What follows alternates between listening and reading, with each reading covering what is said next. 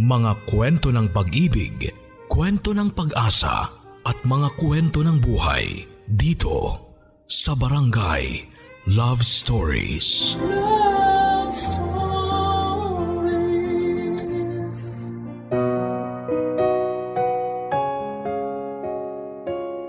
May mga taong pangarap magkaroon ng magandang buhay.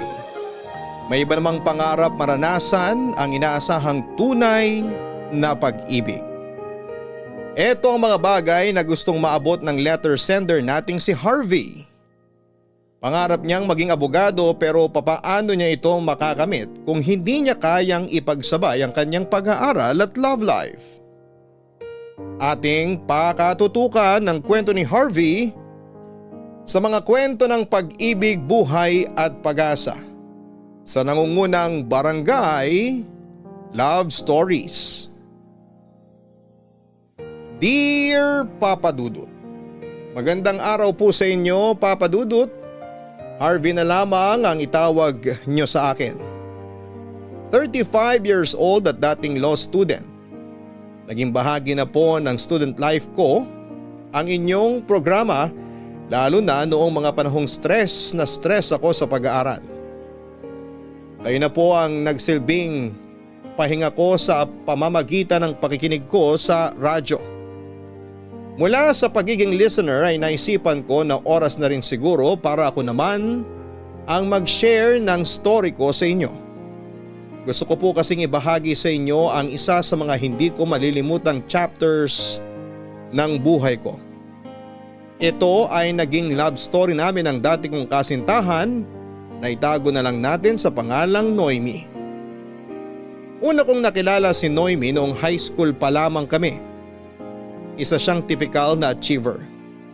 Hindi katulad ng mga napapanood sa pelikula, studious siya, Papa Dudut. Matalino at palaging sumusunod sa mga rules. Sa katunayan, siya ang classroom president namin noon at siya rin ang nangunguna sa klase.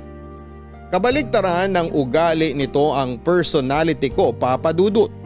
Medyo may pagkapasaway ako noon at laging napapagalitan dahil sa mga kabalastugan.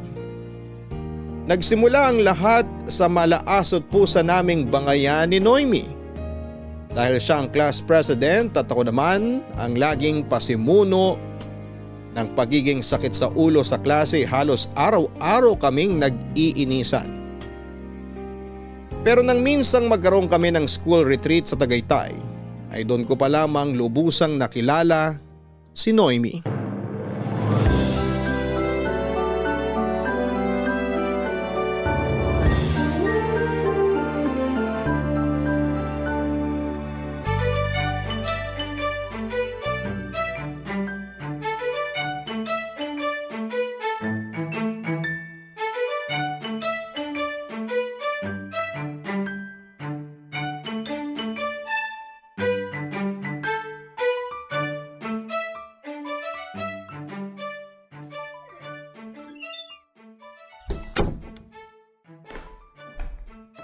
Ops, sandali. Saan ang punta? Shh! Anong ginagawa mo rito sa labas? Bakit hindi ka pa natutulog? Same question. Curfew na. Lights out na rin. Bakit tumatakas ang class president ng 10 oras ng gabi? Ha? Kailangan ko mag-check ng rooms para sa mga tulad mong pasaway. Tulog na lahat. Na-check ko na kanina.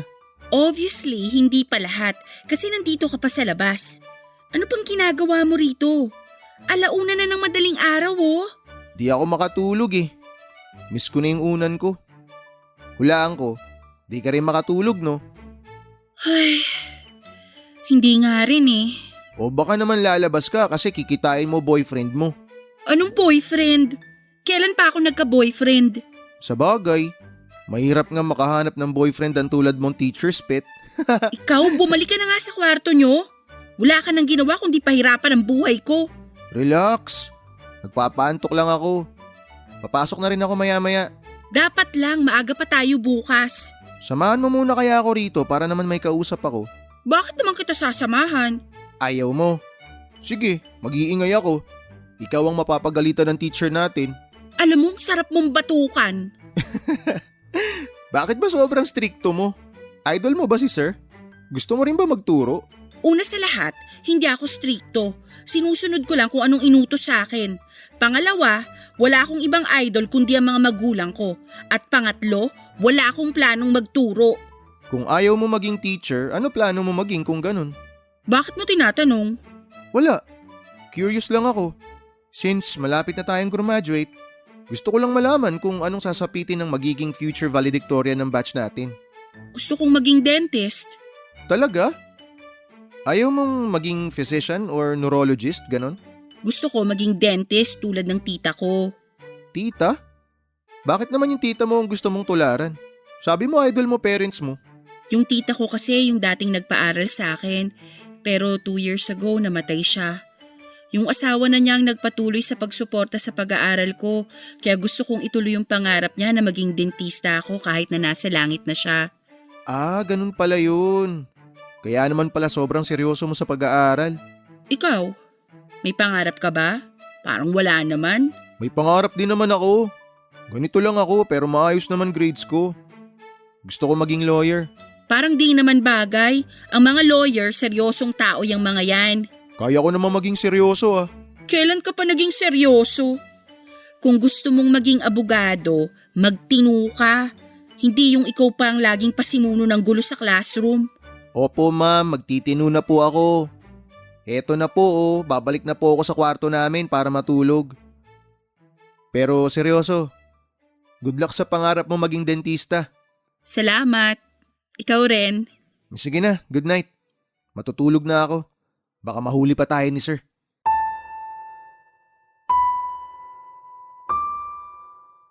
Nang gabing yon ay parang mas naintindihan ko na kung bakit gano'n na lamang ang kagustuhan ni Noemi na magkaroon ng magandang marka sa klase.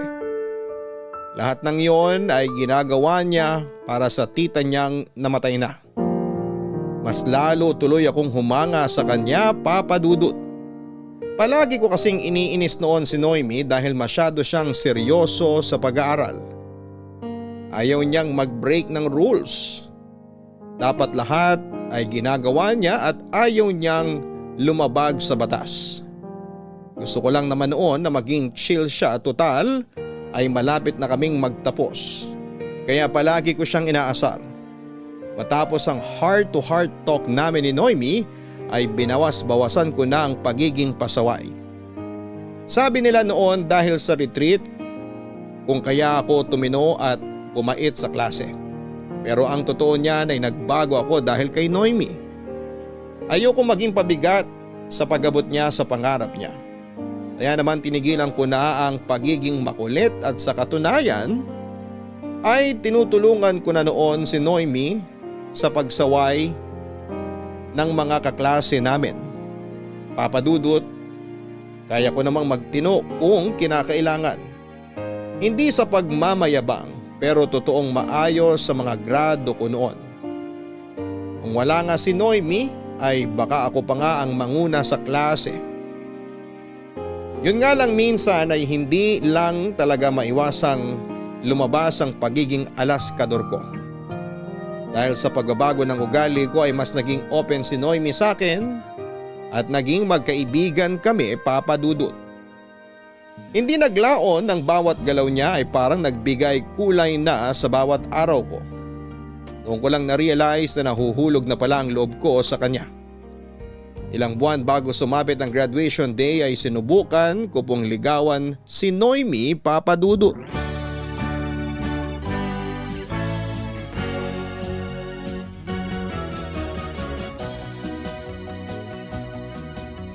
Noemi, di ka pa uwi? Hindi pa eh. Kailangan ko pang tumulong mag-ayos dito. Ay, akala ko may enjoy ko tong graduation ball natin. Di pala. Sana di ko na lang sinuggest to. Enjoy naman ah. Hindi ka ba nag-e-enjoy? Malamang ikaw nag-enjoy ka kasi nagbayad lang naman ang ginawa mo eh. Ako mula sa planning stage, pagkuha ng registration fee, pagdidesign ng venue, at pati pag-aayos ng gamit, problema ko pa hanggang ngayon. Gusto mo, tulungan ko na kayo? Wag na, umuwi ka na, baka maabala ka pa namin. Hindi naman to abala sa akin. Tutulong na ako para makauwi na tayong lahat na maaga. Ano bang may tutulong ko? May sakit ka ba? Bakit bigla kang naging matulungin?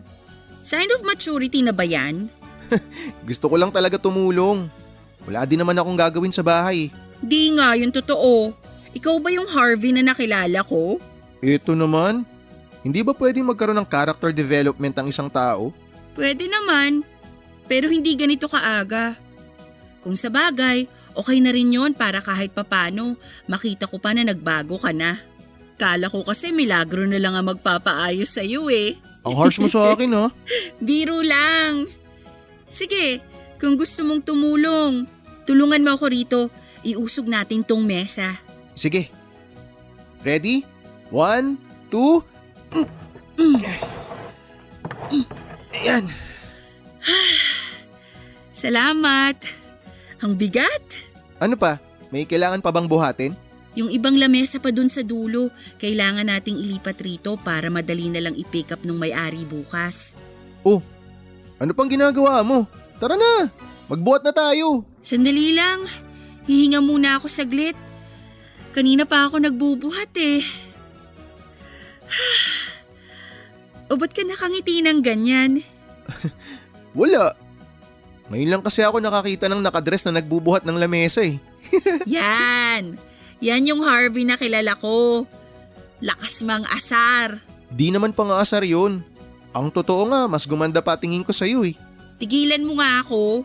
Hulas na nga mukha ako. Basta para sa akin, maganda ka sa paningin ko. Ay nako, game na nga. Marami pa tayong bubuhatin. Nasaan na ba yung mga kasama ko? Magsiuwian na ata.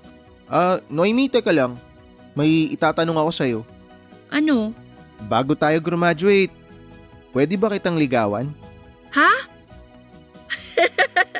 Ako? Liligawan mo? Anong klaseng trip yan? Anong trip ang sinasabi mo?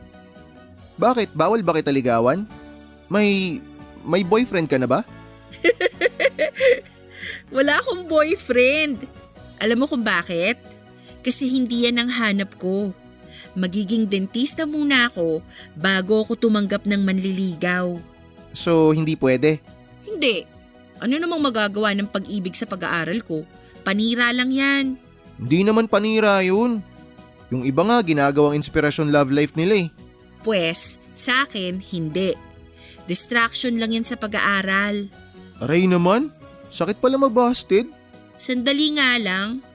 Kaya mo ba ako tinutulungan ngayon kasi gusto mong manligaw? Parang ganun na nga. Siyempre, gusto ko magpa-impress sa'yo eh. Nagsasayang ka lang ng oras at energy. Sarado pa ang pinto ko sa mga manliligaw. Okay lang. Tutulungan pa rin kita magligpit kahit busted ako sa'yo. Talaga? Oo naman. Sabi mo eh. Ano, tuloy na nating magbuhat? Yes, ma'am.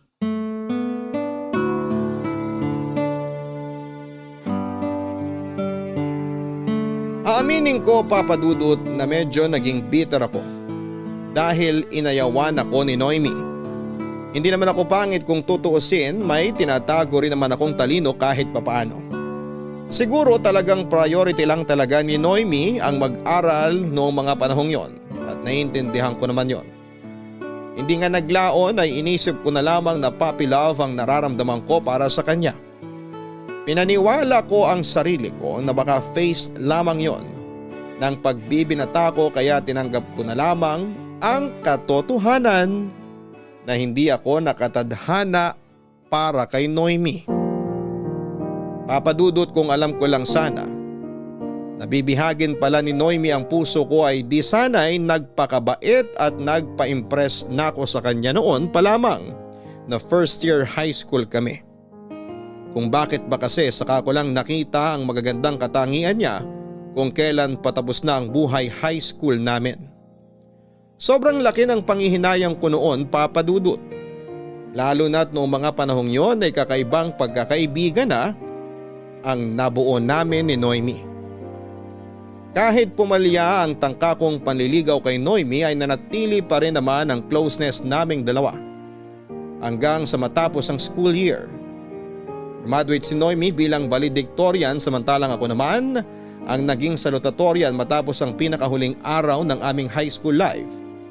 Ayun na rin po ang huling pagkikita namin ni Noemi. Ipinagpatuloy namin ang kanya-kanya naming pangarap sa magkaibang landas. Matapos noon ay pinasok ko ang panibagong yugto ng buhay ko kung saan mga panibagong mukha ang aking nakilala. Pero kahit pinaglayo man kami ni Noemi ng landas, ay tila ba tadhana na ang gumagawa ng paraan para muli kaming magkita, Papa Dudut. Matapos ang ilang taon ay muli kaming nagtagpong dalawa, Papa Dudut. Papa Dudut, gusto kong maging lawyer. Ito ang childhood dream ko. Hindi lang ito basta pangarap na bigla na lamang nabuo ng walang dahilan. Nagsimula akong mangarap na maging abogado dahil po sa nangyari sa aking ama na napagbintangang drug pusher kahit na wala naman itong katotohanan. Nakulong siya at habang nasa piitan ay nagkasakit siya ng pneumonia at doon na po siya binawian ng buhay. Alam ko noon na ang pagkawala ng tatay ko na ang pinakamalaking dagok na nangyari sa buhay ko. Pero may mas lalala pa pala rito. 2 taon matapos mamatay si tatay sa kulungan ay sumunod naman ang nanay ko. Nabangga siya ng motor sa palengke kung saan siya naghahanap buhay. Napunta ako sa pangangalaga ng aking lola at ang tita ko na nakatira sa USA ang nagboluntaryong magpaaral sa akin. Ito raw ang kapalit ng pagpapaaral sa kanya ng nanay ko noong bata pa lamang siya, Papa Dudut. Dahil sa mga nangyari sa aking pagkabata ay nangako ako sa sarili ko na paglaki ko ay magiging abogado ako para ipaglaban ang mga taong pinagkakaita ng hustisya. Kaya naman pagkatapos ng high school ay kumuha ako ng kursong political science bilang pre-law course. Papa Dudut, 4 years na noon simula nang huli kong nakita si Noemi. Sa pagpasok ko sa kolehiyo ay nawala na ako ng update sa kanya dahil nabaling na sa iba ang focus ko. Kaya naman noong naimbita ako sa binyag para sa panganay ng isa sa mga batchmates namin ay hindi ko inaasahang muli kong makikita doon si Noemi.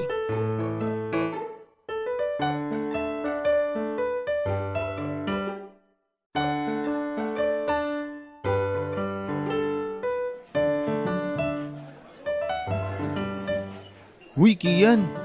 Kanina ka pa lumalaman dyan ah. Di ka pa busog? Sulitin mo na pre. Ngayon lang tayo makakakain ng ganito karami. Sayang naman kung may matitira. Sabagay. Sige, kain ka lang dyan hanggang sa mabusog ka. Akalain mo yun? Sinong mag-aakalang tatagal ng ganito sina Janice at Rustom? Parang kailan lang nung inaasar natin silang dalawa na maghihiwalay din sila after graduation. Pero tingnan mo ngayon, may anak na sila. Uy, ikaw lang yung mapang-asar ng high school no?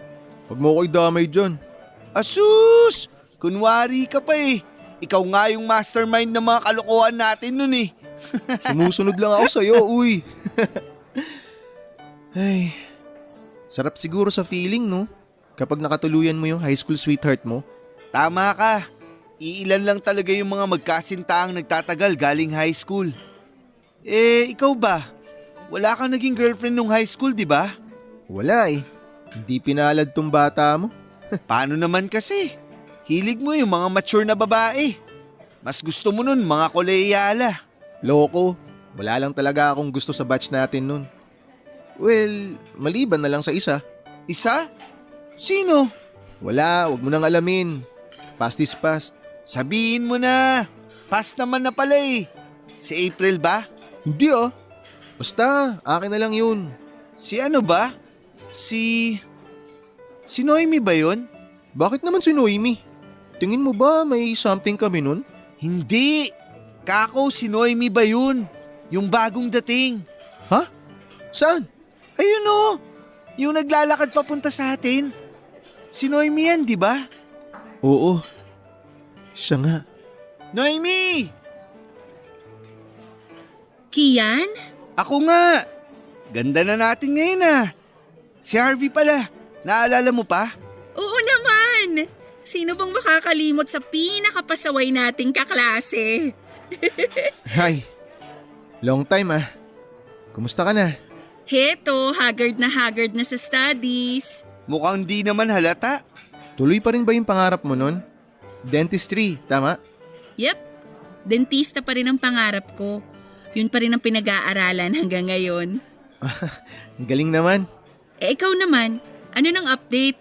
Eto, kumukuha ng Polsai. Wala pa rin nagbago. Aboga siya pa rin ang gusto. Mabuti yan. Teka ha. May iwan ko muna kayong dalawa. Magta-take 3 lang ako nung lechon. Bantayin niyo upuan ko ha. Sige lang, take your time pre.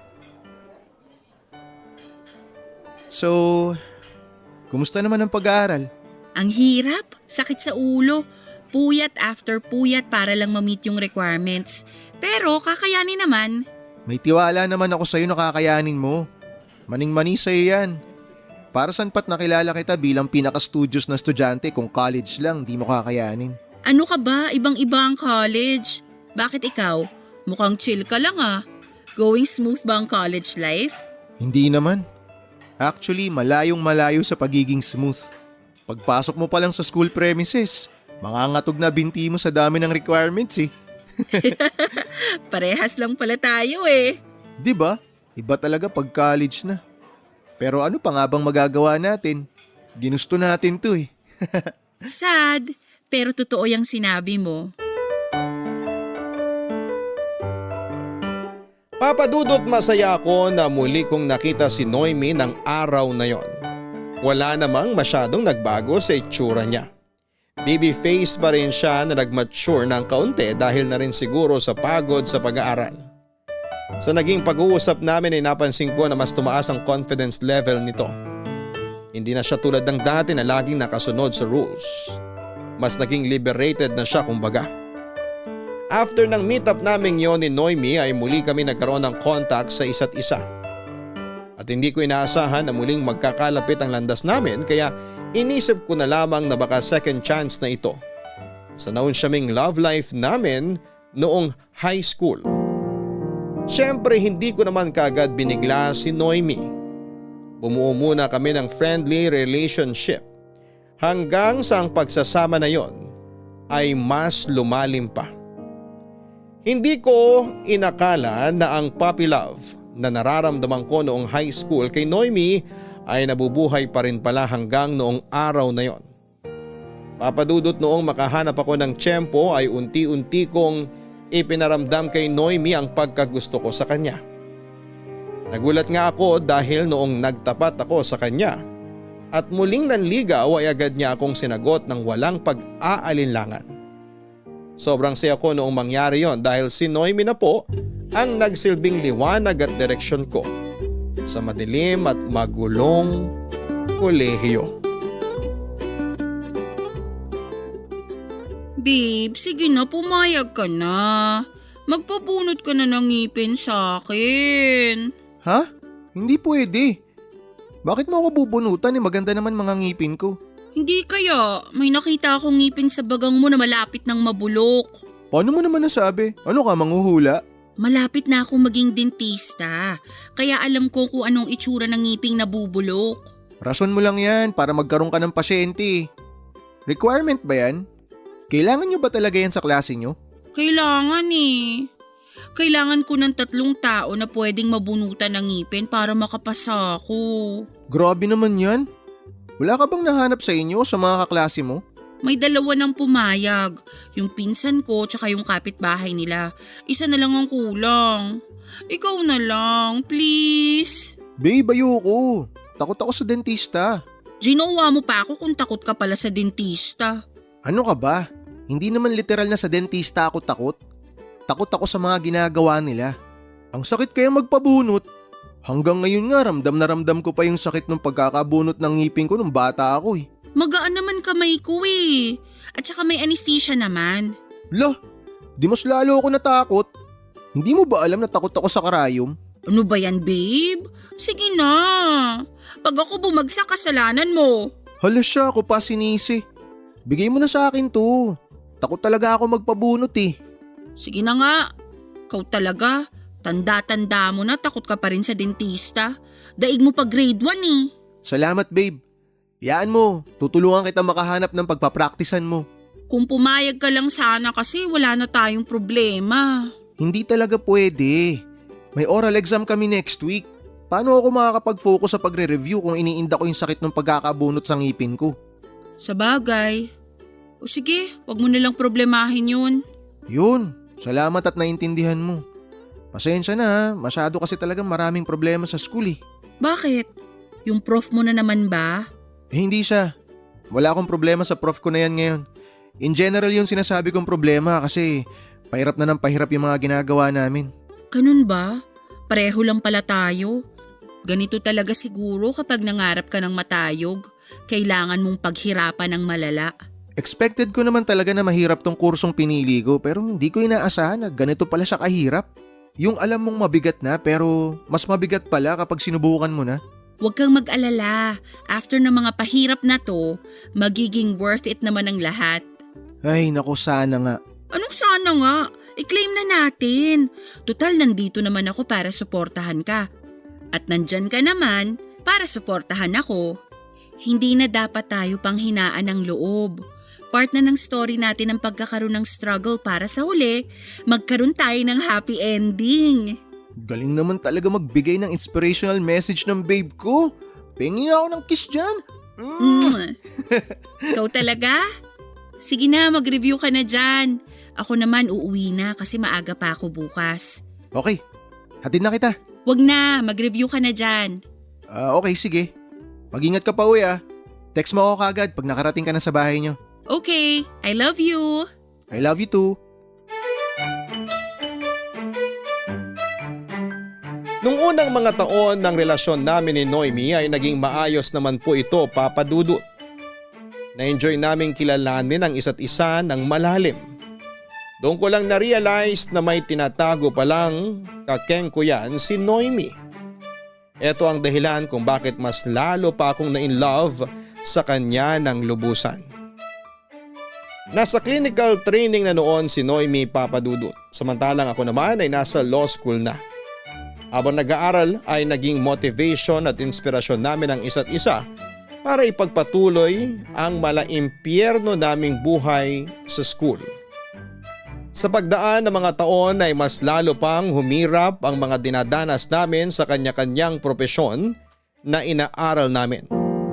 Wala na kami ng time ni Noemi para mag-date o simpleng mag-usap man lang habang nagre-relax. Nang mga panahong yon ay wala kaming pahinga at hindi pwedeng mag-chill dahil kung papetiks-petiks lamang kami ay maapektuhan ang pag-aaral naming dalawa. Kapag lumabas naman kami para mag-date ay bilang lang ang oras naming magkasama. Ang nakakatuwa niyan, Papa Dudut, ay naintindihan naman namin ang isa't isa. Pareho naming alam na priority namin ang pag-aaral kaya walang kaso kahit na 1 linggo pa kaming hindi magkita. Yun ang maganda sa pagkakaroon ng open-minded na girlfriend. Healthy ang naging relasyon namin sa kabila ng struggles namin sa school. Yun nga lang, habang kasagsagan ng week kung kailan pareho kaming subsob sa pag-aaral, ay isang sakuna naman ang nangyari sa buhay ni Noemi at bilang boyfriend ay kinailangan ko siyang alalayan. Hating gabi na noon at nasa kalagitnaan ako ng pagre-review nang makatanggap ako ng tawag mula kay Noemi. Umiiyak niyang ibinalita sa akin na kasalukuyan daw na nasusunog ang katabing bahay nila at malapit nang matupok ng apoy ang tirahan nila.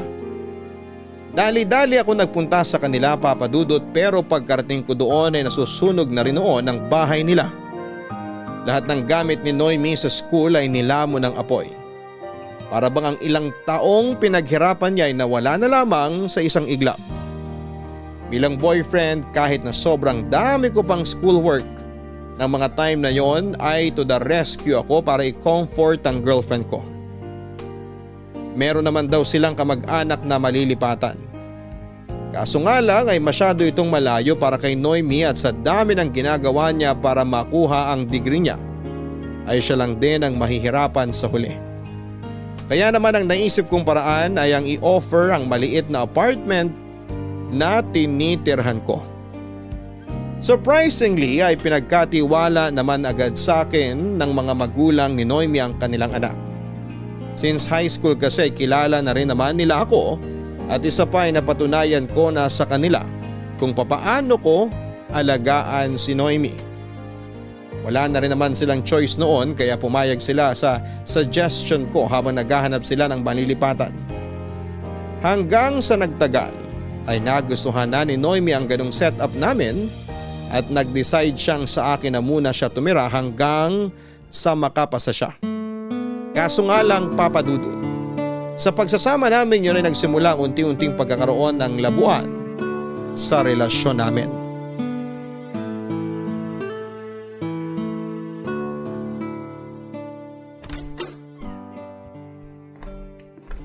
Oh babe, nandito ka na pala. Di ba may klase ka pa dapat ngayon? Hindi ako pumasok. Bakit? Masama pakiramdam ko. Hala, uminom ka na ba ng gamot? Oo, tapos na. Uminom ako kanina. Heto, nag-uwi ako ng dinner. Maaga pa pero kumain ka na para may laman yung tiyan mo. Huwag mo na munang ihain yan. Marami pa akong ginagawa. Ayoko pang kumain. Tatapusin ko pa to. Hindi, kumain ka na ngayon para may lakas ka. O heto. Mamaya na sabi. Nakikita mo nagre-review ako. Huwag mo na muna akong guluhin, pwede? Okay, sorry. Bakit naman ang sungit? Alam mo, first time lang kitang nakita na umabsent sa klase. Dati kahit na tinatrangkaso ka, pumapasok ka pa rin. Ano ba, Noemi? Iwanan mo na nga muna ako. Nagre-review nga ako, hindi mo ba nakikita? Kulit naman ito eh. Di ako makapag-concentrate. Oo na. Concern lang naman ako sa'yo. Kaya ka nagkakasakit kasi lagi kang subsob sa pag-aaral. Pagpahingahin mo naman yung utak mo. Wala akong karapatang magpahinga ngayon. Bakit naman? Basta kumain ka dyan kung gusto mong kumain. Ano ba yan? Kaya nga ako bumili ng pagkain natin para sabay tayong kumain Wala nga akong oras para dyan. Kulit mo ah. Bakit nga? Sabihin mo sa akin para alam ko ginagawa ko. Malapit na akong bumagsak sa isa sa mga subject ko. Ano? Masaya ka na? Siyempre hindi. Anong nangyari? Bakit ka raw babagsak? Hindi ko alam. Pagod na ako. Gusto ko nang bumigay sa totoo lang. Kung pagod ka na, magpahinga ka. Huwag kang bumitaw. Ngayon pa na malapit na natin parehong makuha ang pangarap natin. Abot kamay na natin, no? Ngayon ka pa ba bibigay? Huwag naman. Ginagawa ko naman lahat Pero kahit anong gawin ko, parang hindi pa rin enough yung efforts ko. Nakakainis. Kailangan mo lang ng pahinga. Tao ka lang. Nababurnout ka rin. Hindi ka robot para maibigay lahat ng gusto ng mga prof mo. Pero sila makakapagbigay sa akin ng pangarap ko na maging abogado. Yung gusto nila ang kailangan kong gawin, yung gusto nila ang kailangan kong ibigay. Paano ko magagawa yun kung hindi ko naman alam kung anong uunahin ko?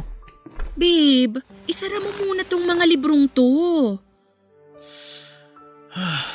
Huminga ka muna. Kailangan mo lang magpahangin. Hindi ka babagsak. May tiwala ako sa'yo. Paano na lang ako kung wala ka sa tabi ko? Salamat, babe. Walang anuman. Basta wag ka lang mawala ng tiwala sa sarili mo. Kaya mo yan. Ano ba yung pagkaing dala mo? Isang bucket ng fried chicken tsaka fried rice. Ano, kakain ka na? Siyempre, binili mo to para sa atin Nakakahiya naman kung hindi kita sasabayang kumain. Yan! Ganyan dapat. Kain muna tayo, tapos magpahinga ka ng konti, then balik ulit sa review. Walang mag-give up, okay? Laban lang!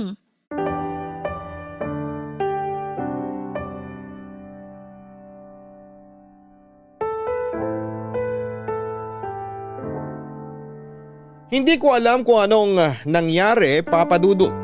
Nang mga panahong yon ay bigla na lamang akong nawala ng focus sa pag-aaral kahit na wala naman talagang dahilan. Hindi naman problema noon ang relasyon ko. Wala ring problema sa pera. Siguro ay masyado lamang akong na-overwhelm sa dami ng mga kailangang pag-aralan para maging ganap na abogado. Kinausap ako noon ng professor ko tungkol sa grado ko na ayon sa kanya ay milagro na lang daw ang makapagpapasa sa akin. Halos bumagsak ang mundo ko nang malaman ko yon, Papa Dudut. Sobra-sobra ang pagmamakaawa ko sa kanya na sana ibigyan niya ako ng konsiderasyon. Kasi wala na talaga akong nagawa pa. Nakaramdam ako ng takot na baka hindi na ako matuloy sa hinahangad kong pangarap dahil lang sa isang bagsak. Pinilit kong pag-igihan pa ang pag-aaral sa kabila ng hindi magandang balita na natanggap ko. Kaso nga lang ay masyado na noon akong naapektuhan. Kaya pati ibang klase ko ay nadamay. Nagsimula ako mawala ng gana sa buhay, Papa Dudut. Para kasing wala na akong rason para magpatuloy pa. Pumapasok na ako noon ng late at hindi ko na ginagalaw ang mga libro ko para mag-review. Puro tulog na lang ang ginagawa ko para kahit papaano ay maibsan ang nararamdaman ko. Gusto ko sanang maglabas ng hinaing sa girlfriend kong si Noemi kaso ay kasagsagan din noon ng pagiging busy nito sa sarili niyang klase. Kaya hindi ko na rin siya inabala pa, Papa Dudut. Sinusolo ko na lamang ang problema ko hanggang sa naging takbuhan ko na lamang ay ang alak.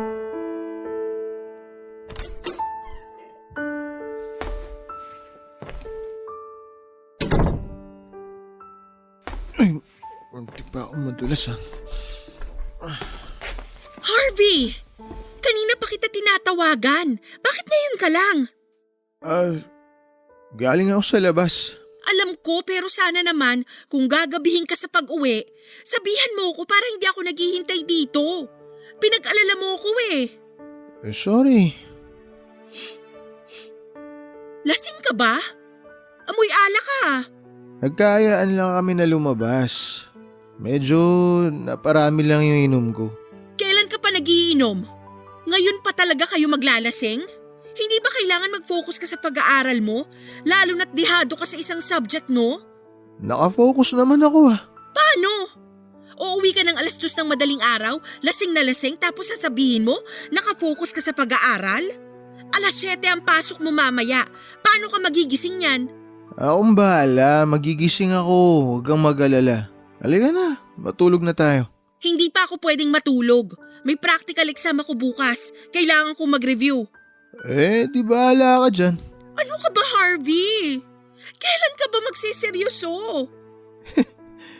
Tinatanong mo kung kailan ako magiging seryoso? Seryoso bang tanong yan? Matagal na akong seryoso, Noemi. Pero anong napala ako sa pagiging seryoso ko? Ha? Wala. Bagsak. Bagsak ka? Oo. Bagsak ako kaya ako naglalasing. Hindi mo ba sinubukang kausapin yung prof mo? Tingin mo ba wala akong ginawa para solusyonan tong problema ko? Siyempre kinausap ko siya. Ano ka ba? Yan ang hirap sa'yo Akala mo kasi pabanjing-banjing ako Ginawa ko lahat. Lahat ng pupwede kong gawin, Noemi. Kulang na nga lang lumuhod ako sa gitna ng campus para bigyan niya ako ng consideration Pero wala. Wala, bagsak talaga Sorry, hindi ko alam Wala na ba talagang paraan?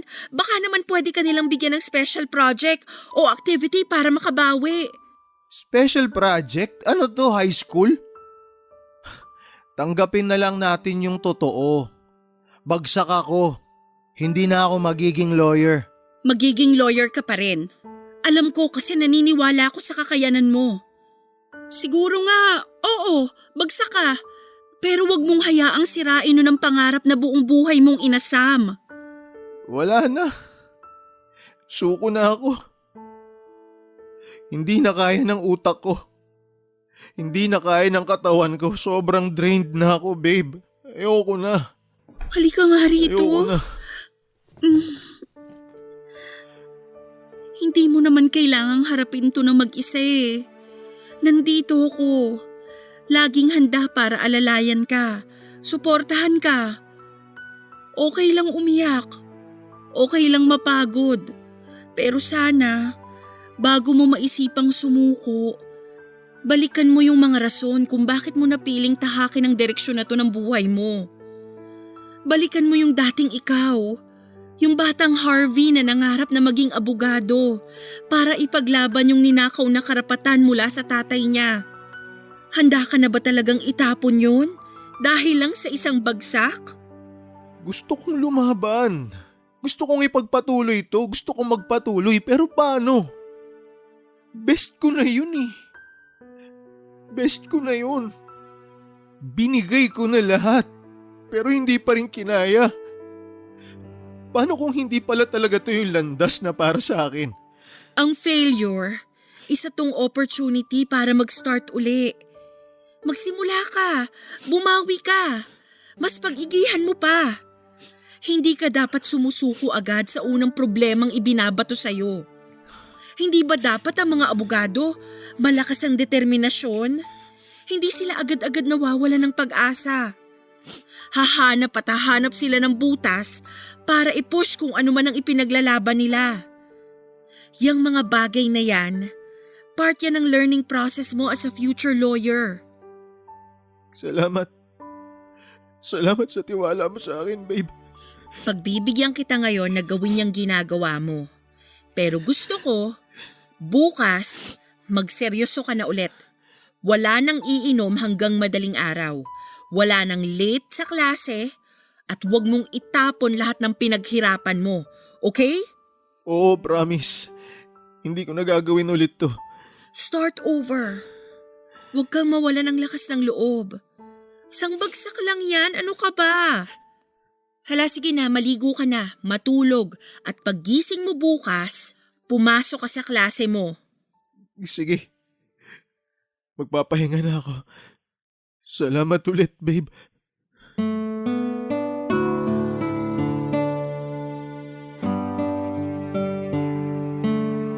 Papa Dudut, sinunod ko ang mga sinabi sa akin ni Noemi. Nagpatuloy ako sa pag-aaral at sa kabila ng bagsak kong grado, ay mas pinaghusayan ko pa ang paghabol sa pangarap ko.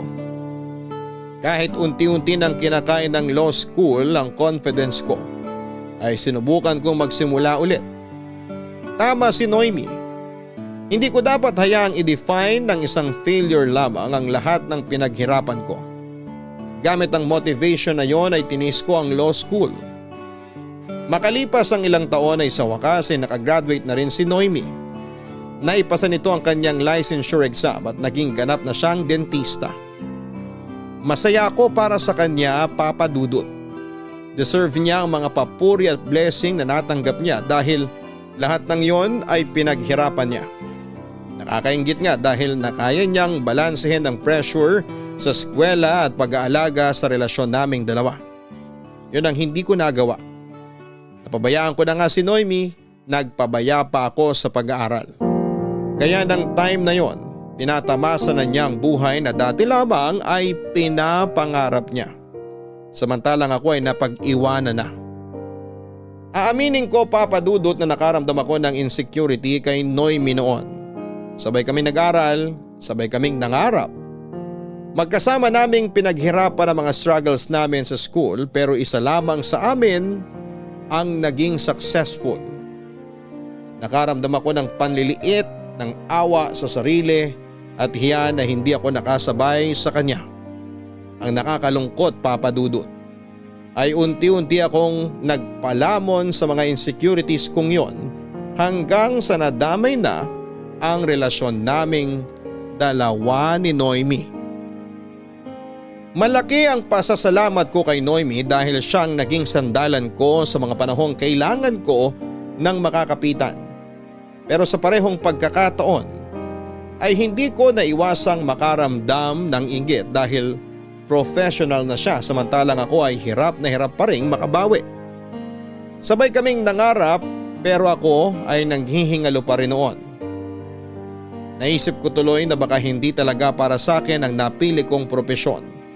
Dahil kahit na anong pagseseryoso ang gawin ko, basahin ko man ang lahat ng libro ng law sa buong mundo, ay hindi ko pa rin maabot-abot ang bagay na hinahangad ko. Kasalukuyan na ako nag-review para sa bar exam noong makapagpatayo ng sariling clinic si Noemi. Akala ko noon ay malapit ko nang maabot ang pangarap ko pero Sa kasamaang palad ay hindi ako nakapasa sa unang subok ko sa bar. Aminado ako na lumala ang insecurity ko kay Noemi. Sobrang nainggit ako sa kanya noon. Kaya hindi man sinasadya ay naituring ko siyang kontrabida sa buhay ko.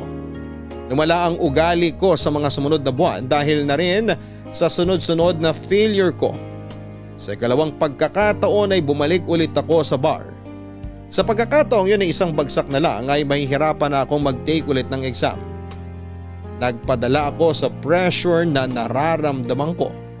Na kahit na todo support sa akin noon si Noemi, lahat ng ginagawa niya ay nabibigyan ko pa ng mali siya. Para bang bawat magagandang bagay na ginagawa niya para sa akin ay nakakainsulto kahit na hindi naman. Pakiramdam ko ay katawa-tawa na lamang ang itsura ko na hanggang noong mga panahong yon ay wala pa akong nararating. Sa huli, Papa Dudut, ang relasyon namin ni Noemi ay nauwi na lang sa hiwalayan.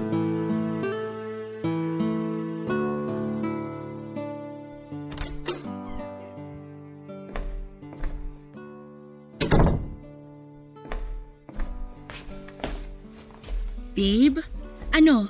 Kumusta pala yung result ng bar exam? Pasensya ka na ha, hindi kita nasamahan kanina. May pasyente kasing humabol, nagpa-adjust ng braces. Okay lang.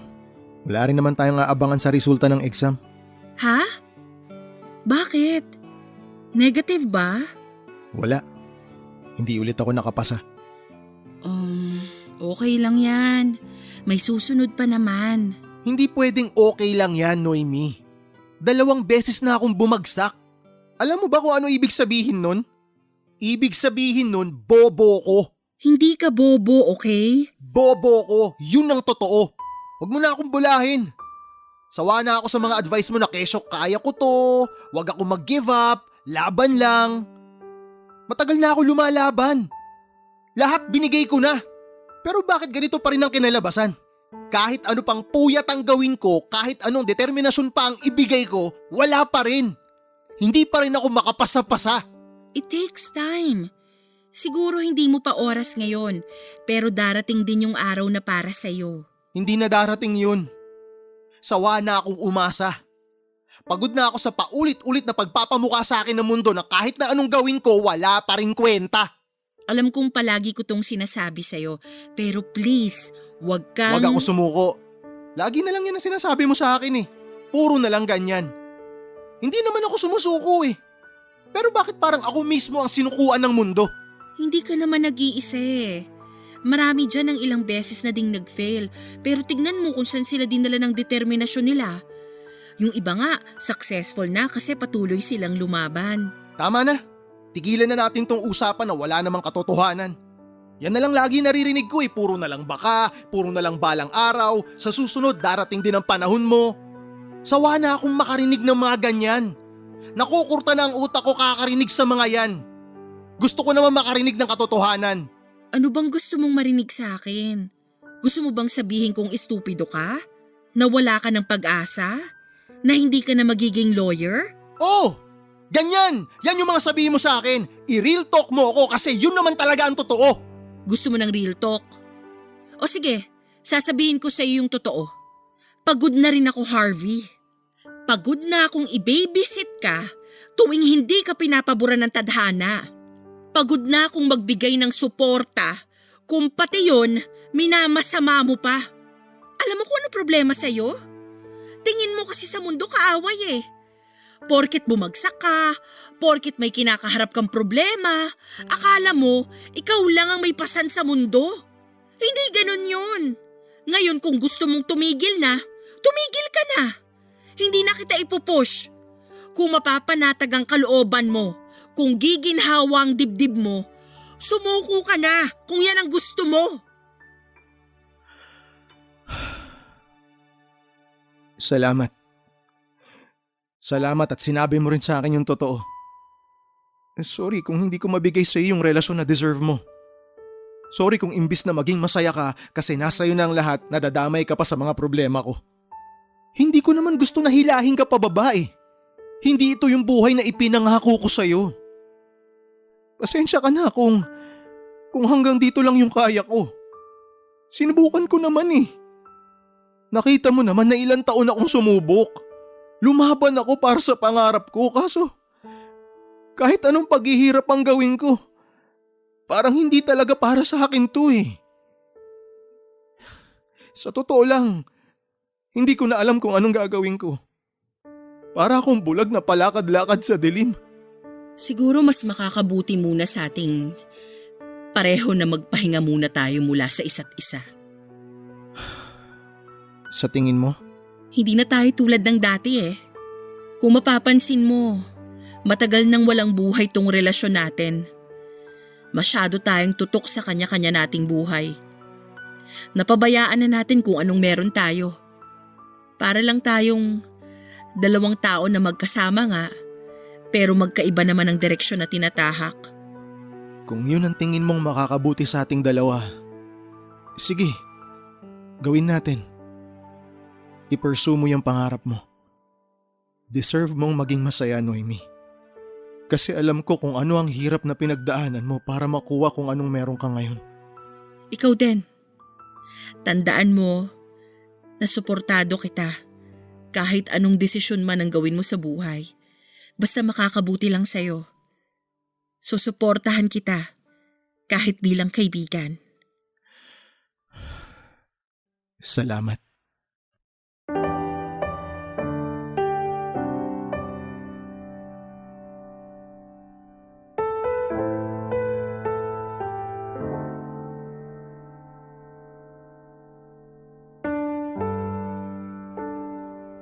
Papadudot masakit ang nangyaring hiwalayan namin ni Noemi, pero yon ang nararapat naming gawin dahil tama ang mga sinabi niya.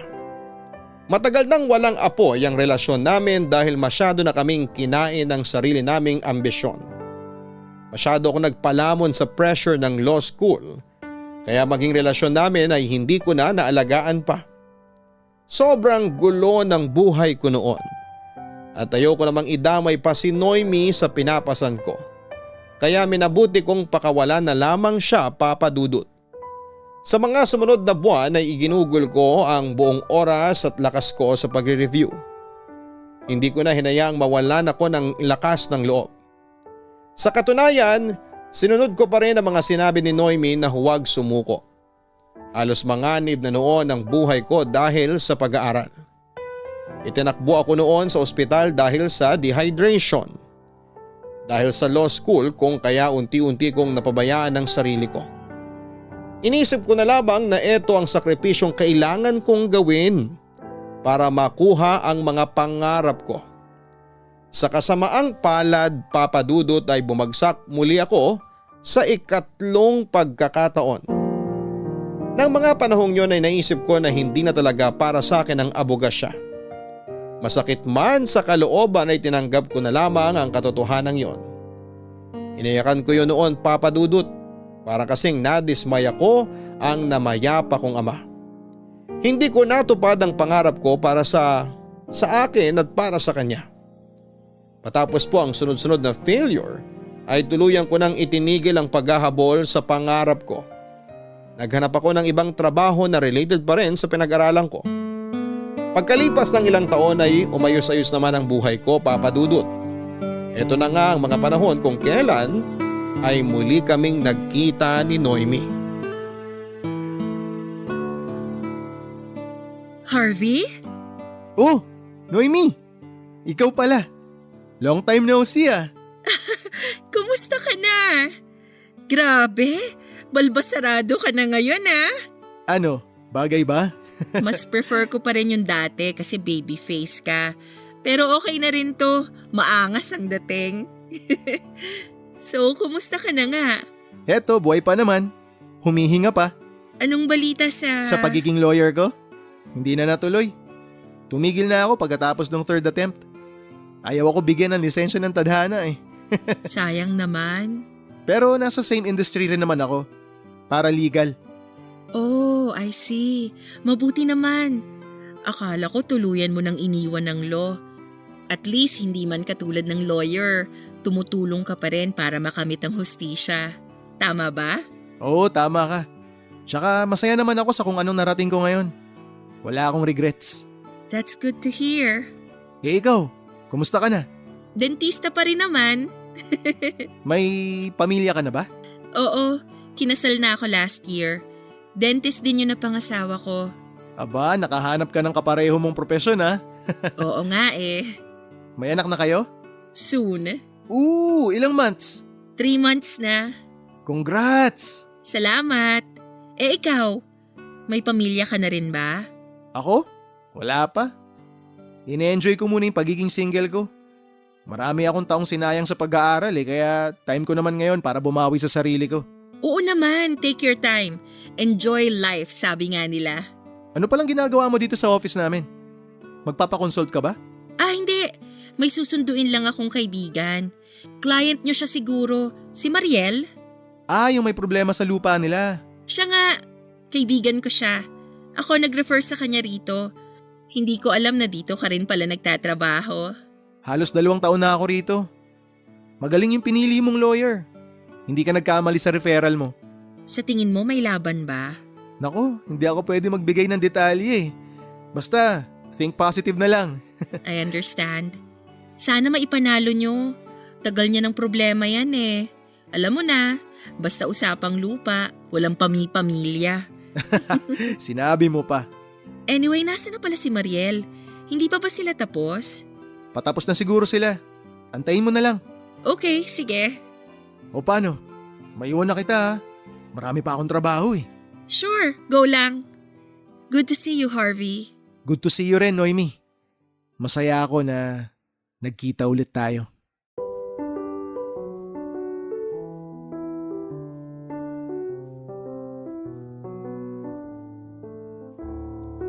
Si Noemi ang pinakamagandang nangyari sa buhay ko, Papa Dudut. Kaso nga lang ay napabayaan ko rin siya at hinayaan ko siyang mawala sa akin. Hindi ko na na-manage ng maayos ang love life at pag-aaral ko kaya pareho itong nawala sa mga kamay ko. Ganun pa man ay itinuturing ko na lamang ang lahat ng yon bilang isang learning experience. Marami man akong gustong palitan sa mga naging desisyon ko sa buhay ay patuloy pa rin po ako sa pagbuo ng aking future. Hindi man natuloy ang pangarap ko maging abogado ay alam ko sa sarili ko na kayang-kaya ko pa rin na bumuo ng panibagong pangarap. Masaya akong malaman na nasa mabuting buhay at kalagayan na po si Noemi. Matapos ang pagkikita namin yon ay hindi na ulit nagtagpo pa ang mga landas namin, Papa Dudut.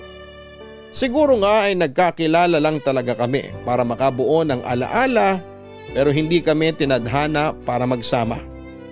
Sa ngayon ay nananatili pa rin po akong single. Patuloy pa rin ang pagtulong ko sa mga taong nangangailangan ng solusyon para sa mga legal nilang mga problema. Alam ko na balang araw ay darating din ang contentment na matagal ko nang ipinapanalangin. Sa ngayon ay tuloy pa rin ang buhay, tuloy pa rin ang pagkayod, tuloy pa rin ang pangarap sa mga araw-araw na problema.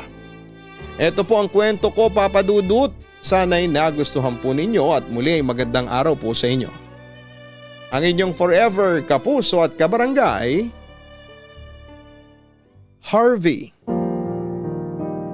May mga tao talagang tinakdang magkita pero hindi tinadhanang magkatuluyan. Ganon pa man ay ituring na lang natin ang bawat tagpo sa buhay bilang aral na siyang nagpapalawig sa ating karanasan at kaalaman. Lagi nating tandaan na ang buhay natin ay planado na at kung anuman ang itinakda para sa atin ay malalaman natin yan sa tamang panahon. Sa ngayon, katulad po ni Harvey ay patuloy lang nating enjoyin ang buhay. Huwag tayong mawala ng pag-asa. Mga kabarangay at dapat sige lang tayo sa pagtayo kahit na ilang beses pa tayong padapain ng panahon.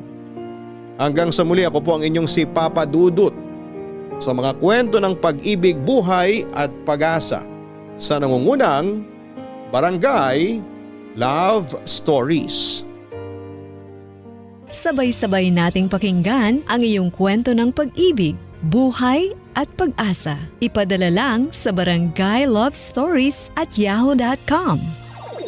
Nagustuhan ng iyong napakinggan? Ituloy yan via live stream sa www.gmanetwork.com/radio. Ang mga kwento ng pag-ibig, kwento ng buhay at kwento ng pag-asa dito sa Barangay Love Stories. Love Stories.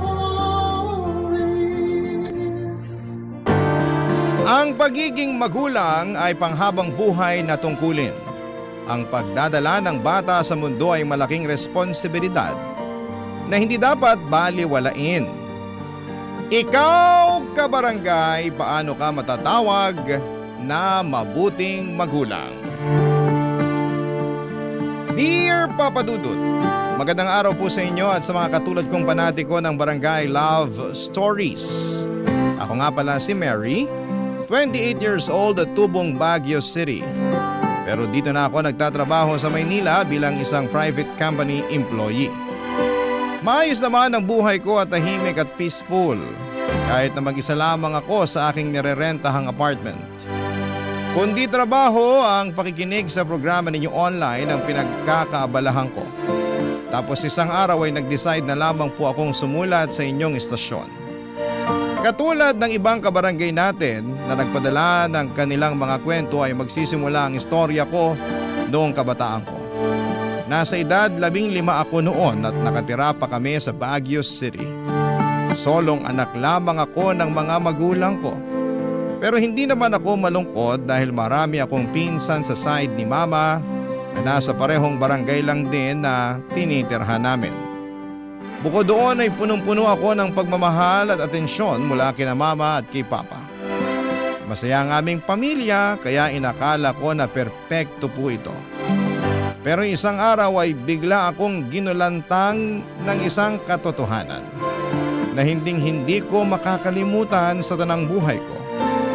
Gusto nang maghiwalay ng mga magulang ko, Papa Dudut.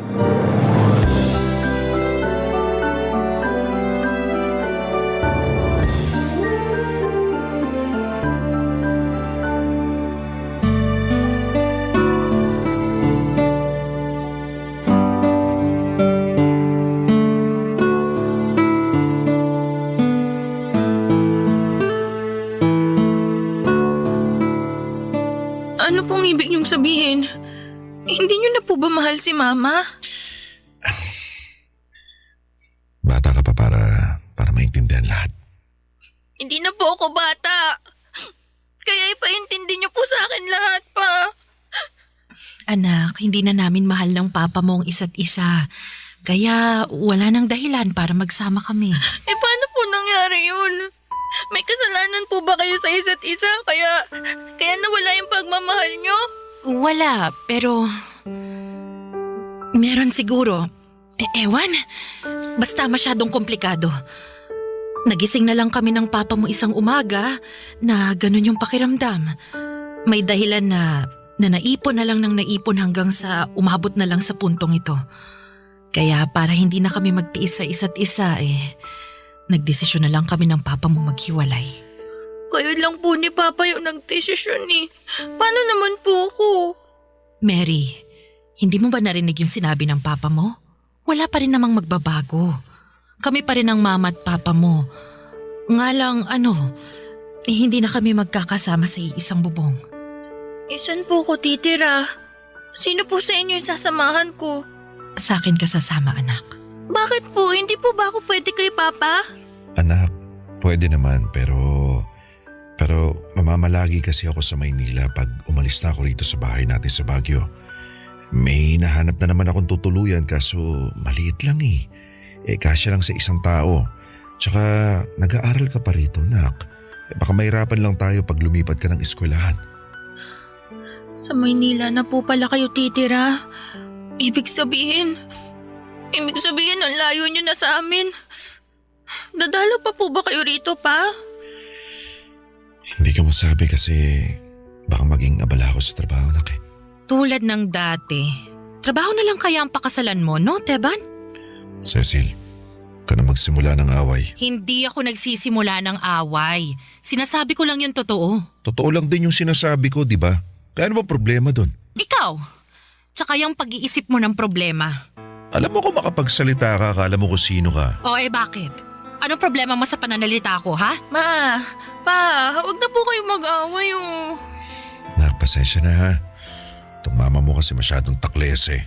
Di na ako makapaghintay na maghiwalay tayo para di ko na marinig yung sermon mo. Mga padudot, hindi ko naisip kahit kailan na maghihiwalay ang mga magulang ko. Bakit? Dahil nga sa maayos naman kami. Masaya at payapa. Pero mali pala ako dahil mababaw lamang ang nakikita ko. Sa likod pala noon ay merong malalim na isyu ang mga magulang ko na matagal na nilang kinikimkim, mapanatili lamang na buo ang pamilya namin. At noong hindi na nila kaya ay sumabog na lamang yon ng biglaan at sumambulat sa aking pagmumukha. Bilang anak ay walang kasing sakit ang makitang maghiwalay ng landas sa mga magulang mo. At kahit na anong iyak ko ng mga panahong yon ay wala pa ring nagawa ang aking mga luha upang ayusin ang relasyon na matagal nang sira, Papa Dudut. Naiwan ako sa poder ng mama ko samantalang nagpunta naman sa Maynila si Papa. Tuloy ang buhay, ika nga. Makalipas nga ang 4 na buwan ay nagkaroon ng bagong kinakasama ang mama ko na mayroong mga anak na mas matanda sa akin. Ang masama nito ay may kakaiba silang pag-uugali.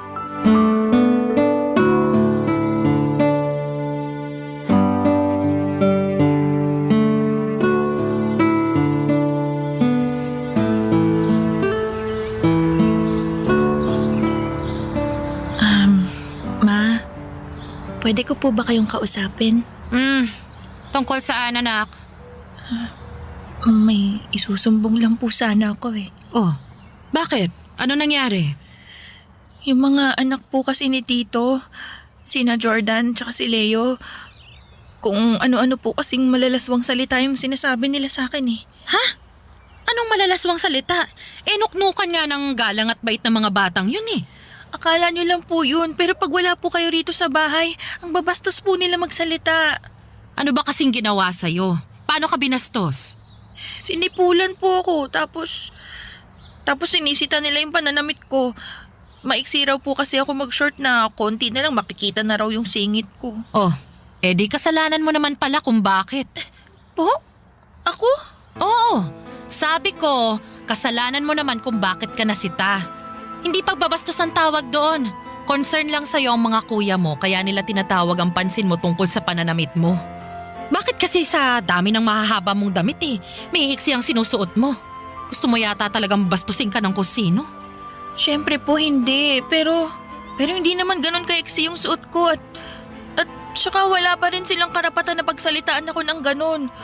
Kung totoong concern sila, bakit hindi ko naramdaman yun? Kasi mas inuuna mong masamain yung mga sinabi nila sa'yo. Sige nga po, paano po yung pagsipol nila? Hindi po ba masama yun at nakakabastos yun para sa isang babae? Parang sipol lang. Masyado ka namang maramdamin. Ano pong sabi nyo? Sabi ko, parang sipol lang. Ang dami mo namang iniisip dyan. Natural lang sa mga lalaki yung ganon. Pwedeng nagandahan lang sila sa'yo. Pero hindi naman yun masama. Walang masama doon basta wala silang ginagawa. Kumbaga, Ma, seryoso po ba talaga kayo dyan? Bakit anak? Anong tingin mo sa akin ha? Mahilig magbiro? Babae rin ako katulad mo. Alam ko yung pakiramdam na ganyan. Nasipulan rin naman ako noon pero hindi ko naman dinibdib. Problema kasi sa inyo, dinaramdam nyo kasi lahat. Issue sa inyo lahat. Baka nakakalimutan mo na mga kapatid mo rin sila. Wala naman silang masamang gagawin sa'yo. Ma, hindi ko po sila kapatid. Hindi po kami magkakadugo. Anak, hindi kailangan maging magkadugo para tratuhing magkapatid. Tsaka anak sila ng tatay-tatayan mo at nakatira tayo sa iisang bubong. Pamilya pa rin tayo. Bakit po parang lumalabas na mas kinakampihan nyo sila kaysa sa akin na sarili nyong anak? Hindi naman sa ganon, pero ikaw nang may sabi, di ba? Anak kita, kaya sa akin dapat na nanay mo magsimula ang pagsasaway sa'yo. Na para bang ako yung may kasalanan? Ako na nga yung ginawa ng masama kaya ako nagsumbong sa inyo Hindi lahat na nagsusumbong biktima. Kaya, pwede ba? Tumigil ka na, Mary. Ayusin mo sarili mo. Ayusin mo yung pananamit mo kung ayaw mo palang mabastos at masita.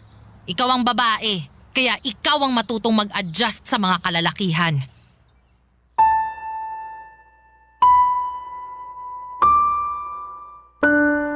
Papadudot, masakit sa akin na ako ang anak pero ako pa yata ang nawala ng lugar at boses sa pamamahay namin. Simula kasi nang tumira kasama namin ang pamilya ng kinakasama ni Mama ay lumiit at sumikip na ang mundong ginagalawan ko. Dahil sa pagkakalayo ng edad at loob namin, hindi ko nakasundo ang mga step sibling ko. At dahil nga sanay akong mag-isa, bago sa akin ang pakiramdam na magkaroon ng kapatid na hindi ko namang kasamang lumaki, Papadudot. Sobrang sakit at lungkot ang naranasan ko up to the point na gabi-gabi ay umiiyak ako bago matulog. Lagi akong nagdarasal na sana'y masamang panaginip lamang ang lahat. Na hindi totoong naghiwalay ang parents ko o kung naghiwalay man sila ay sana ay magkabalikan na sila. Hindi kasi madaling makita na umuusad sila sa buhay nila. Samantalang ako bilang anak ay napag-iwanan na ng mga panahong yon, Papadudot. Barangay Love Stories. Barangay Love Stories. Papadudot, sinubukan ko pa rin namang makisama sa mga step siblings ko at tanggapin ang bagong buhay na meron ako. Pero sa pang-araw-araw na lamang na ginawa ng Diyos ay ramdam ko na unti-unti akong naiitsapwera sa pamilya namin.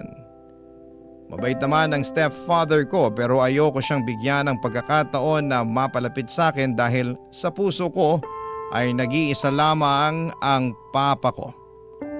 Habang tumatagal ay ramdam ko na mas mahal na ng mama ko ang mga anak ng kinakasama niya. Di na lang ako umiimik kahit na nasasaktan ako.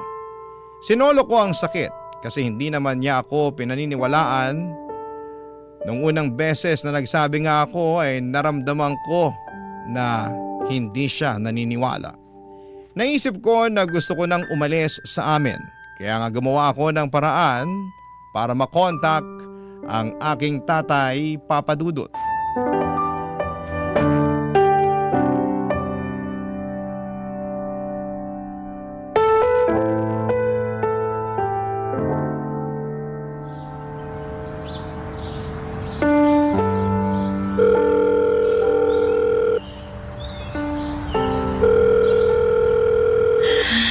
Tagal naman sumagot ni Papa.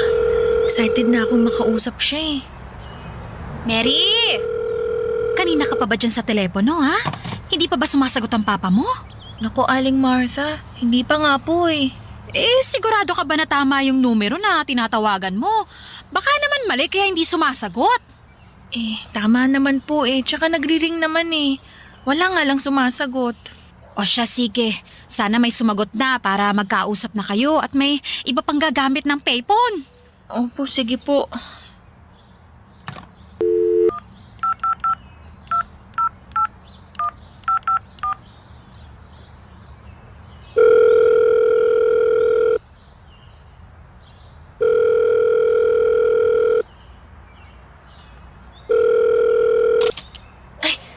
Hala, may sumagot na. Hello?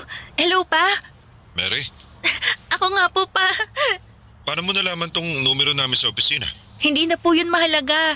Ang importante, nakausap ko na po kayo. Pa, miss na miss ko na po kayo. Hindi naman po kayo dumadalaw sa Baguio eh. Anak, pasensya ka na ha. Masyado lang akong abala rito sa Maynila. Alam mo na, trabaho. Sobrang abala po ba? Para hindi man lang kayo makasingit ng pagkakataon na makauwi. Wala na rin naman akong uuwian dyan, di ba? Narinig ko na may ibang pamilya na yung mama mo. May bago na siyang kinakasama. Kaya wala nang saysay na umuwi pa ako dyan, anak. Pero pa, nandito naman ako eh. Uwian niyo po ko. Hinihintay ko po kayo lagi. Pasensya na, anak. Kung abala talaga kayo at walang pagkakataon na makauwi kahit sandali. Buti pa ako na lang po yung pupunta dyan. Ha? Kunin niyo na po ko, Pa. Ayoko na po rito kay na Mama. Bakit? Hindi ka ba tinatrato ng maayos dyan? Parang ganun na nga po. Tsaka, mas ramdam ko po na mahal na ni Mama yung mga anak ng kinakasama niya kaysa sa akin eh. Pakiramdam ko pa wala na akong kakampi sa bahay natin. Kaya ayoko na po sana rito pa. Kunin niyo na lang po ako dyan. Anak, hindi kasi ganun kadali yung gusto mong mangyari. Bakit naman po? Kasi si Papa meron na rin kasi kinakasama si Papa. Po? Ang tita Marga mo. Ha? Hindi po ba niya alam na may anak na kayo? Alam niya pero hindi ko alam kung ano yung mararamdaman niya pag sinabi kong gusto mong tumira kasama namin. Bakit magagalit po ba siya?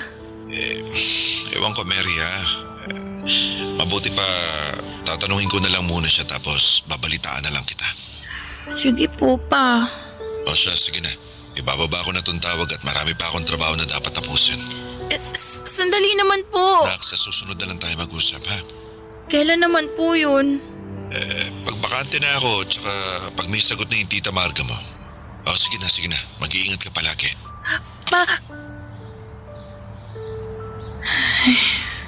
Mary, anong sabi? Ay, bakit parang mas mahaba pa ang hinintay mong sagutin ng papa mo yung tawag mo kaysa sa aktwal yung pag-uusap? Aling Martha, marami raw po siyang trabaho kaya binabaan niya na lang po ako ng telepono.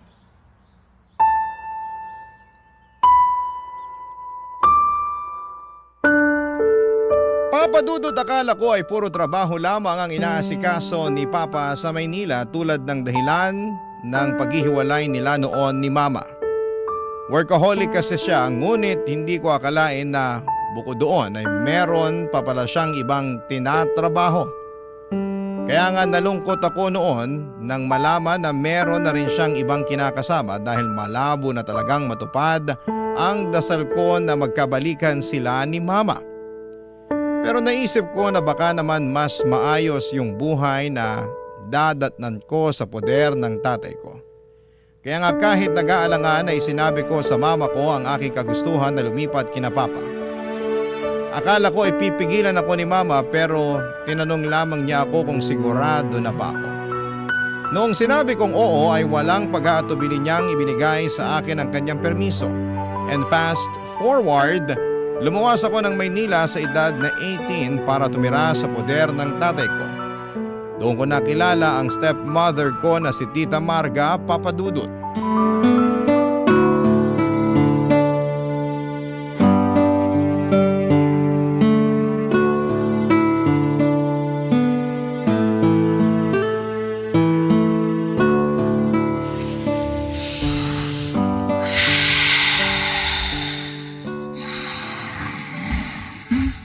Hoy, Mary!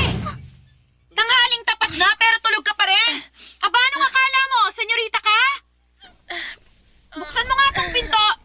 Buksan mo to, ngayon din. Opo, Tita Marga. Sandali lang po. Aba, tama nga ako. Kakagising mo palang na babae ka. Pasensya na po.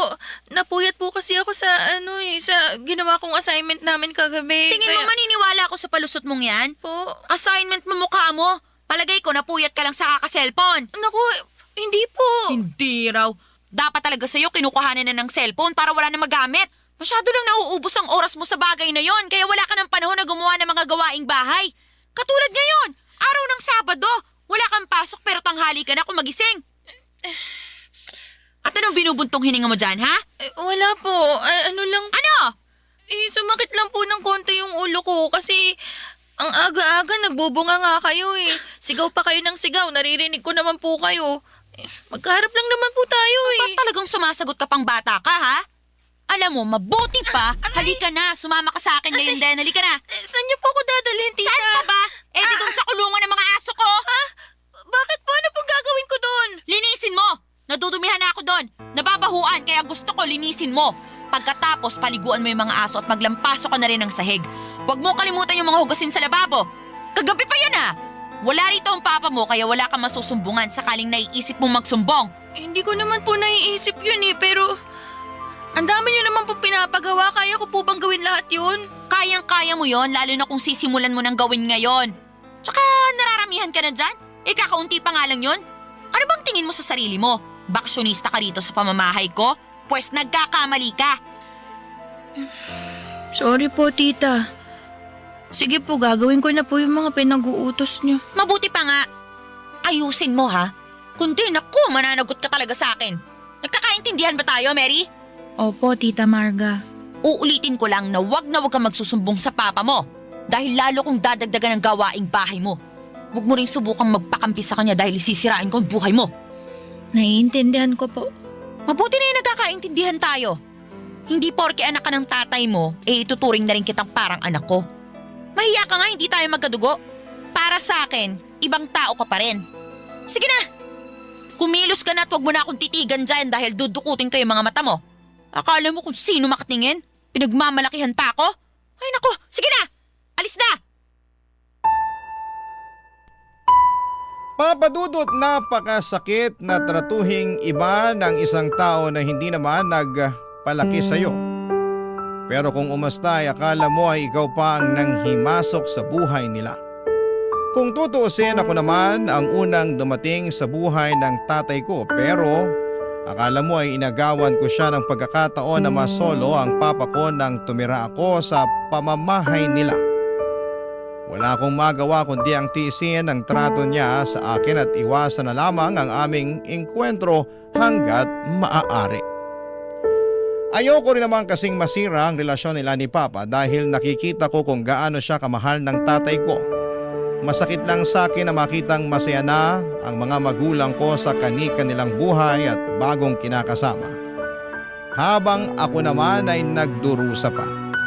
Hindi naman sa pag-aastang kawawa pero paulit-ulit ko noong tanong sa aking sarili kung paanong nagagawang magdesisyon ng mga matatanda na maghiwalay ng landas at umusad na lamang ng hindi sinasaalang-alang ang nararamdaman ng kanilang mga anak. Papa Dudut. Barangay Love Stories. Barangay Love Stories. Papa Dudut, nung nabuntis ang stepmother ko ay unti-unti kong naramdaman na nawala na ng puwang sa pamamahay namin ng presensya ko. Mas lalo kasi itong minahal ng tatay ko at nabawasan ang atensyon niya sa akin. Inunawa ko na lamang, lalo't naging clingy sa kanya ang nanay-nanayan ko. Masaya naman ako at excited na magkaroon ng kapatid na masasabi ko na kadugo ko, pero andun pa rin yung paghahanap ko ng kalinga ng tatay ko. Kahit saang anggulo kasi tingnan ay anak pa rin niya ako. Pero parang gusto talaga kaming paglayuin ni Tita Marga. Gusto nito na sa kanya lamang at sa magiging anak nila ni Papa matuon ang buong atensyon at pagmamahal ng tatay ko. Hindi ko tuloy mapigilang mainggit sa mga kaklase ko na mayroong kumpletong pamilya at mabait na magulang. Kasabay noon ay unti-unti na rin akong nagtatanim ng galit at hinanakit sa sarili kong ama, Papa Dudut.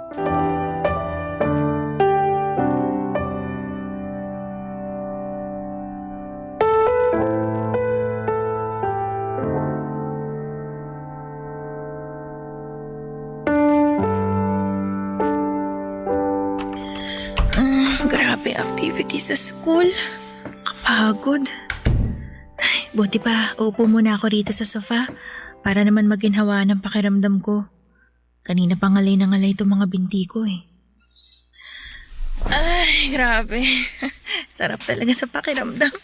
Kagagaling mo lang sa eskwelahan tapos uupo-upo ka rin naman dyan sa sofa. Eh di ba panay upo na rin kayo nun sa klase ninyo? Opo, pero puro kami tayo kanina kasi nag-design po kami ng stage para sa activity namin. Wala akong pakialam. Hindi ko pa nakukuha yung mga sinampay dun sa balkonahe. Buti pa kunin mo na at malapit ng dumilim. Ayoko mahamugan ng mga damit ko. Tita, pwede po bang maya-maya na lang po? Pagod po kasi talaga ako eh. Paano mas pagod ka pa sa akin? Eh ako nga itong maghapon naglaba at naglinis ng bahay. Tapos ikaw, yan na nga lang ang gagawin mo, ang dami mo pang reklamo. Hindi naman po ako nagre-reklamo eh. Humihingi lang po ako ng konting oras para makapagpahinga kasi napagod din naman po ako. Hindi lang po kayong pagod. At talagang sumasagot ka na ha? Yan ba natututuhan mo sa eskwelahan ha, Mary? Oh, ano nangyayari rito? Ba't sumisigaw ka, Marga? Eh yan kasing anak mo, Teban eh. Sinasagot-sagot ako. Hindi po totoo yun pa. O kung hindi totoo, bakit nagagalit tita mo? Kasi gusto lang niya. Ayaw niya lang sa akin. Galit siya sa akin kaya lagi siyang ganyan. Ano ba pinagsasabi mo, anak? Paano ayaw sa'yo ng tita mo? At saka bakit siya magagalit sa'yo? Gusto na po kasi niya ako mawala rito sa bahay niyo dahil magkakaanak na kayo. Marga, totoo ba yun? Siyempre hindi. Sa akin ka nga maniwala, Teban, at huwag dyan sa anak mong pasenyorita. Hindi po ako pa senyorita. Utosera lang po talaga kayo. Oh, narinig mo ba yon? Sinagot niya ako, di ba? Ngayon ko lang po kayo sinagot kasi sumusobra na kayo. Harap-harapan niyo na po ako sinisiraan sa papa ko. At bakit ko naman gagawin yun, Aber? O, tumigil na kayo, pwede. Mahiya nga kayo sa mga kapitbahay, puro kayo away. Bakit ako pinagagalitan mo? Diyan ka sa anak mo magalit, pagsabihan mo. Sige na. Mary, mag-sorry ka ngayon din sa tita mo. Pa, bakit ko naman po gagawin? Dahil sinabi ko. Okay? O naman wala naman po akong kasalanan eh. Mas lalo naman ako. Ako kaya ang sinagot-sagot mo. Kaya nga, sige na, mag-sorry ka na sa tita mo. Tumahimik ka na lang. Ka na sumagot-sagot dahil masama yun. Hindi kita pinag-aral para mambastos ng nakakatanda sa'yo, ha? Napakawalang utang na loob mo naman, Mary. Imbis na magpasalamat ka sa pag-aalaga sa'yo ng tita mo, sa pagtrato niya sa'yo bilang tunay na anak, ganyan lang igaganti mo sa kanya. Anak, nakakahiya yun. At ako pa po talaga yung nakakahiya. Kumusta naman po kaya kayo na sarili niyong anak pero hindi niyo magawang kampihan at paniwalaan? Anong sinabi mo? Yung totoo pa. Masyado niyo na kasing mahal si Tita Marga eh. Para sa inyo, wala na siyang ginawang mali. Pero ang totoo, hindi talaga mabuti yung pagtrato niya sa akin eh. Malayong malayo sa sinasabi niyong tunay na anak ang tingin niya sa akin. Galit ako sa inyo pa. Galit ako sa inyo ni Mama.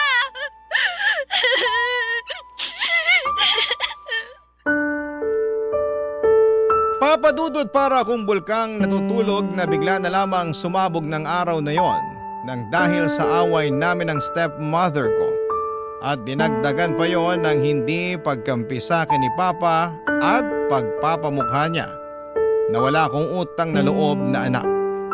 Kaya nga hindi na ako nakapagpigil pa at nailabas ko na ang lahat ng sama ng loob ko na matagal ko nang kinikimkim sa aking dibdib, Papadudod. Ngunit imbes na simpatya at paghingi ng tawad ay sumbat ang narinig ko mula sa bibig ng tatay ko. Malakas ang kutob ko na brainwash na siya ng stepmother ko. Nagtagumpay na siya na paglayuin ang loob namin ni Papa. At wala na akong magagawa pa doon. Kaya nang hindi ko na kinaya ay nag-decide na lamang akong lumayas sa bahay namin. Dala ang kaunting ipon at lakas ng loob ay namuhay po akong mag-isa. Nag-working student ako hanggang sa mapatapos ko ang aking sarili sa kolehiyo. Nagtrabaho ako at hindi na kahit kailanman lumingon sa pinanggalingan ko. Bagaman may espasyo sa puso ko, nagpatuloy ako sa buhay. Mabilis na nagdaan ang ilang taon at bigla na lamang akong nakontak ng mama ko para humingi ng tulong pinansyal. May sakit siya noon at wala na raw kasi siyang malalapitan. Bilang anak ay nahabag naman ako, kaya tinulungan ko siya. Pero sinamantala lamang ng mama ko ang kabaitan ko.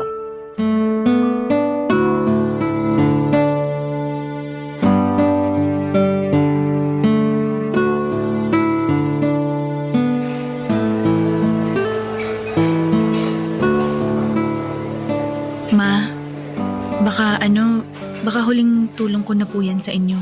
Ha? Bakit naman, anak? Alam mo namang walang trabaho yung tatay-tatayan mo, di ba? Na-aksidente siya, nakalimutan mo na ba? Ay, hirap na hirap kami sa pera tapos nagkasakit pa ako. Maalam ko naman po yun pero may pinag-iipunan kasi ako at malaking halaga rin yung nawawala sa akin kapag nagbibigay ako sa inyo. Tama ba itong naririnig ko, ha? Sinusumbatan mo ba ako? Ma, hindi po. Hindi raw, pero yun mismo ang tinutumbok ng sinasabi mo. Sabi mo, malaking halaga ang nawawala sa'yo pag nagbibigay ka sa amin. O diba? Panunumbat ang tawag dyan? Bahala na po kayo kung anong gusto nyong itawag doon, Ma. Pero sinasabi ko po sa inyo na hindi ako makakapagbigay sa susunod. Kailangan kong mag-ipon. Mas mahalaga pa ba yon kesa sa akin na nanay mo? Hindi ka na naawa sa akin, Mary? May sakit na nga ako, tapos ganyan ka. Mag-aabot na nga lang ako kapag nakakaluwag pero hindi ko may papangako kung kailan. Tsaka parang mali naman yata na sa akin yung paiasa yung pagpapagamot nyo. May pamilya naman na kayo. Yung mga anak ng kinakasama nyo. Bakit hindi kayo sa kanila humingi ng tulong? Total, mas paborito nyo naman sila kesa sa akin, di ba? May sari-sarili ng pamilya yung mga kuya mo. Tsaka, nakakahiya naman kung makikihingi pa ako sa kanila. At tsaka ikaw ang anak ko sa inyo. Ikaw ang kadugo ko. Sa akin ka nang galing kaya dapat, ikaw ang mas dapat maawa sa akin dahil nanay mo ko. Kung makapagsalita kayo, parang naawa rin kayo sa akin nung araw ha. Anong sabi mo? Niwala nga kayong pakialam sa akin simula nung naghiwalay kayo ni Papa eh. Tapos nung umalis ako, nung tumira ako sa bahay ni Papa, hindi nyo man lang ako kinumusta o binisita sa Maynila ni isang beses. Ma, wala kayong alam sa pinagdaanan ko. Para kayong walang anak. Eh di ba, tinanong naman kita kung sigurado ka na ba dyan sa desisyon mong pagtira dun sa bahay ng tatay mo. O tapos ako sisisihin mo sa nangyari sa'yo habang nandun ka? Ma, hindi ko kayo sinisisi ha. Huwag nga kayong ganyan. Intindihin nyo yung sitwasyon. Nagkulang kayo ni Papa sa akin simula nung maghiwalay kayo. May pasabi-sabi pa kayo no na walang magbabago, na kahit magkahiwalay na kayo, kayo pa rin ang mga magulang ko. Ma, umasa ako na pwede ko kayong asahan pero pareho nyo yung pinagdamot sa akin. Kaya nga masaya na ako ngayon na mamuhay ng mag-isa eh. Na malayo sa inyo kasi kayo naman ang unang lumayo, di ba? Kinalimutan nyo ako bilang anak kaya gusto ko na rin sana kayong kalimutan bilang mga magulang. Pero nung nagkaroon ulit tayo ng komunikasyon at nalaman ko nga yung sitwasyon nyo, naisip ko na may pakialam pa rin pala ako sa inyo. Kaya lang ma, napaka-abusado nyo. Hindi pa kayo marunong magpasalamat. Kaya imbis na magaan sa loob, mabigat sa pakiramdam lang ang nararamdaman ko pagkatapos ko kayong tulungan. Hoy, kung bata ka ha, nakapagtrabaho ka lang, kumita ka lang ng pera mo, akala mo na kung sino ka magsalita. Balang araw magiging magulang ka rin at hindi mo gugustuhin na tratuhin ka ng ganyan na magiging anak mo. Kung dumating man ang araw na yun, na maging magulang ako, sisiguruhin ko na hindi mararanasan ng mga anak ko ang ginawa niya sa akin ni Papa. Hindi ko sila pababayaan. Lagi ko silang pipiliin higit kanino man. Mamahalin ko sila at ipaparamdam ko sa kanila na mahalaga sila sa akin ng higit pa sa sarili kong buhay. Ma, hindi ko sila susumbatan. Lagi ko silang susuportahan. Yung mga bagay na kasi yun yung hindi nyo ginawa sa akin eh. Kaya pakiramdam ko kulang na kulang ako. Na merong malaking espasyo sa puso ko na kahit kailan hindi na mapupunan pa. Kaya ayos lang, tapos naman na yun eh. Nangyari na kaya gusto ko na lang na makalimot at umusad.